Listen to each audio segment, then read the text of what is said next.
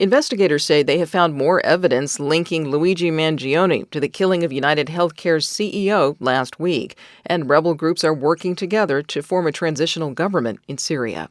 Good morning, I'm Corva Coleman from NPR News, and here are today's top stories. President-elect Trump's nominee for Defense Secretary Pete Hegseth is continuing to meet with senators as he seeks their support. He's faced criticism over allegations of sexual misconduct and financial impropriety. He denies the accusations. Maine Republican Senator Susan Collins says she held a long conversation with Hegseth yesterday. I did press him on some of the personal allegations against him. I'm really relying on the FBI background check. She spoke to WCSH-TV in Portland, Maine. Collins says she will wait for Hegseth's confirmation hearing before making a decision. Investigators say they have found more evidence linking Luigi Mangione to the killing of United Healthcare's CEO Brian Thompson in New York City. NPR's Maria Aspen reports on what police are saying about a gun found in Mangione's possession. Police arrested Mangione after a 5-day manhunt for the person who shot and killed Thompson in Manhattan last week. The 26-year-old suspect is being held in Pennsylvania on weapons and forgery charges. He is fighting extradition to New York, where he faces charges for second-degree murder.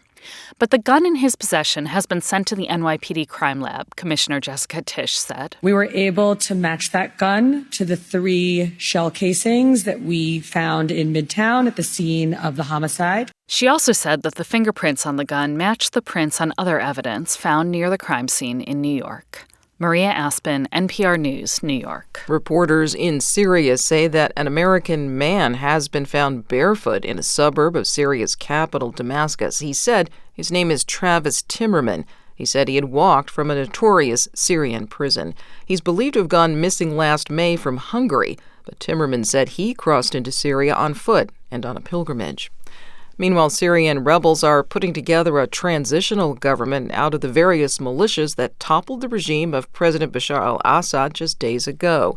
NPR's Hadil al-Shalchi reports there is still a lot of uncertainty about what the new country will look like. The new Prime Minister, Mohammed al-Bashir, promised that the new Syrian transitional government will be inclusive in a country that's made up of many sects and religions.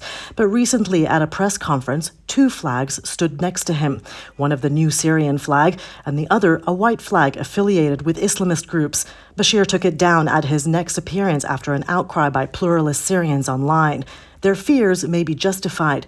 Bashir's group is Hayat Tahrir al-Sham, or HTS, and it was affiliated with al-Qaeda before breaking off years ago. And the group's head, Abu Muhammad al-Jolani, is considered a terrorist by the United States with a $10 million bounty on his head. Hadil al-Shalchi, NPR News, Damascus. Automaker General Motors is getting out of the Robo-Taxi business. GM says it will continue to work on self-driving features. NPR's Camila Dominowski explains. GM's subsidiary Cruise had autonomous taxis on the road in some cities. But after billions of dollars of investment, the Robo-Taxi service wasn't paying off. GM says it will merge Cruise into the teams that work on software for GM vehicles. Partial autonomy as a premium feature, rather than full autonomy as a taxi service. GM's Super Cruise feature for hands-free driving costs thousands of dollars and a subscription. Google's Waymo is the biggest player remaining in the robotaxi business. Tesla still has ambitions to launch its own service. Camila Dominowski, NPR News.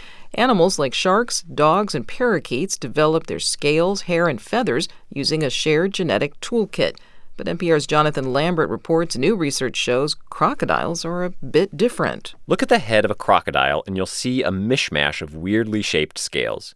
A new study in the journal Nature finds that these irregular patterns aren't laid down by genes, like other scales, but instead arise from a largely physical process. The skin on their heads grows faster than the underlying tissues, causing folding that creates this irregular pattern. Computer models of this physical process were able to recreate the different facial patterns of a variety of crocodile species. This shows that complex biological patterns can arise without complicated genetic changes.